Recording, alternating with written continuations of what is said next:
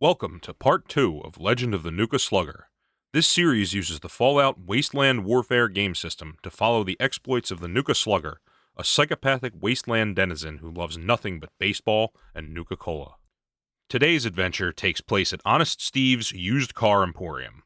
Considering that in Fallout canon, every car manufacturer ceased to operate over 200 years ago, it's got to be tricky to find cars which are still in working condition. So this has got to be a delicate operation to keep running. Honest Steve has hired the Slugger to clear out a mole rat infestation. Mole rats? Seriously? You know how much I charge? You're going to be the third guy I've sent after them. Something's gotten them all riled up. They're extra ornery. I'll pay you afterwards, so either you're worth it or you're not my problem anymore. He's not wrong. These mole rats are not run-of-the-mill. Normally clocking in at only 10 caps to start, the vicious conditioning lets them use quick actions to attack. It also doubles their cost, so they go up to 20 caps apiece. So we've got red, yellow, blue, green, and pink rounding out to 100 caps. Coming in at a hefty 101 caps, the Slugger is actually just a veteran raider, stats and abilities-wise.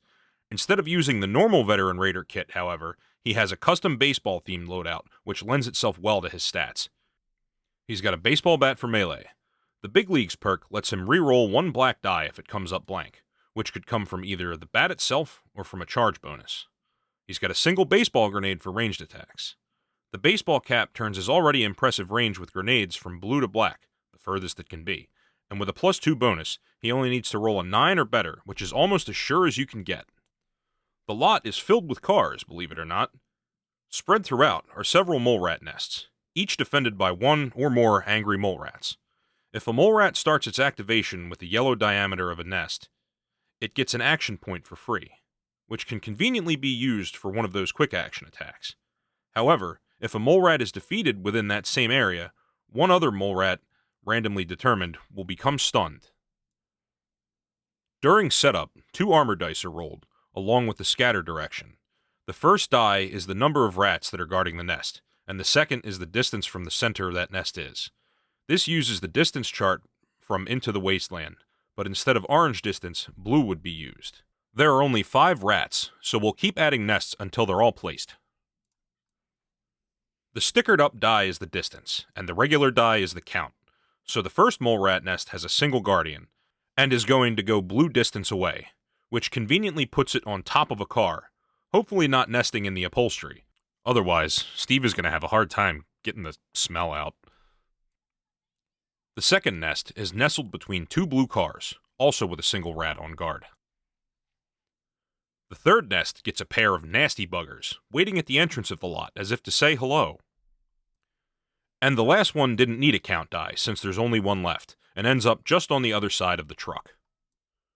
The Nuka Slugger sets up to the south, closest to the rat pair nest, but with a healthy distance to start.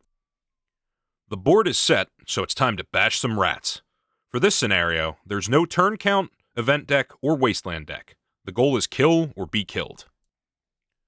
With only one model on his side, the Nuka Slugger has the advantage and goes first. His first turn involves moving up just within awareness range of the mole rats to get their attention. His second move puts some more distance between them. A cunning plan is afoot. Of course, one of the rats who just saw him gets to go first. It gets a free action point for being within yellow of a nest. Then, it can't quite get to the Slugger with a single charge action, so it has to move and charge just to get into base-to-base contact. Even though it used 2 actions to move and charge, and take a green charge bonus die, it gets to use that action point to perform a quick attack. It fails miserably. The second mole rat activates, but because its friend got in the way, it can't get into melee range in a single charge, so it has to do a move plus charge plus quick attack combo. Its quick attack also goes totally wide. It should have had another green die for outnumbering, but it wouldn't have made a difference here. Yellow-nosed mole rat doesn't go after the Slugger since it hasn't seen him yet, so it wanders randomly and decides to climb on top of the car to meet up with the blue. Blue decides to descend from its lofty perch, snuffling around for something to eat. The next rat moves randomly at first, but it sees the Slugger after its first move. Since it started next to a nest, it has a free action point, so it follows the random move with a charge and a quick attack. Even with an extra green die for the charge and 1 for outnumbering the Slugger, the attack goes wide. At the end of turn 1, start of turn 2, we already have a dust-up in the left side of the board. Seeing that he probably won't get a better opportunity to do this, the Slugger disengages from the scrap. The first disengage attack is a wide miss. The second is a closer miss. And the third one lands, but with only 1 damage, the Slugger's armor shrugs it off entirely. After disengaging, the Slugger wheels around and lobs his baseball grenade right back to the point where he started. Since all the rats had been in melee range, that means that they're all in the splash zone. There won't be a bonus damage since an area was targeted instead of a model, but 3 total damage is nothing to complain about. All 3 of the rats fail their armor rolls. Nice. At this point, I realized that mole rats only have a total of 2 health when I thought they had 4, so when doing 3 damage against 1 armor, this grenade just flat out killed all 3 of those rats. Now that's a solid triple, chuckles the Slugger. Having heard the commotion, Blue decides to investigate what's going on, and Yellow's left to defend its original nest. So yeah, at the end of turn 2, 3 out of the 5 mole rats have been wiped off the map. Not a bad position to be in. Retaining the advantage marker, the Slugger goes first again, and decides to move up and then prepare. Blue moves south, far enough to see the Slugger, so it gets to charge, and since it started close to a nest, it has an action point to use on a quick attack. It's a wide miss, though. The gear icon would have given that rat another action point, but you don't generate action points from quick actions. Since the Slugger was prepared, he gets to hit back. Mole rats have a special rule that says charge actions aren't triggers, so he wasn't able to swing before the rat attack, but the attempted bite is a trigger, so the bat flies free. It lands square on in between the rat's eyes. The bat makes a hollow doink sound as it breaks the rat's armor and lands exactly 2 damage. The rat is down in 1 swing. Yellow keeps wandering around, but doesn't see the Slugger. At the end of its activation, since it didn't see any enemies, it burrows underground and it's replaced with a marker token. When in this state, it can't be targeted or attacked. At the end of turn 3, another rat is down, and the Slugger is still unscathed. Since it worked so well last time, the Slugger moves and prepares again. I actually made a bit of a mistake here. Now that there's only 1 model on the mole rat side, the advantage marker should have passed over. Minor whoopsie, but in the end, I don't think it would have mattered much.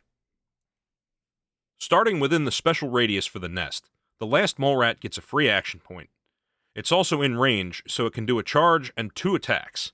So it charges, and again, this isn't a trigger for the Slugger's prepare token due to their special rule. Of course, its attack fails flat out. Uh-oh. That attack is a trigger, so the Slugger gets his reaction attack.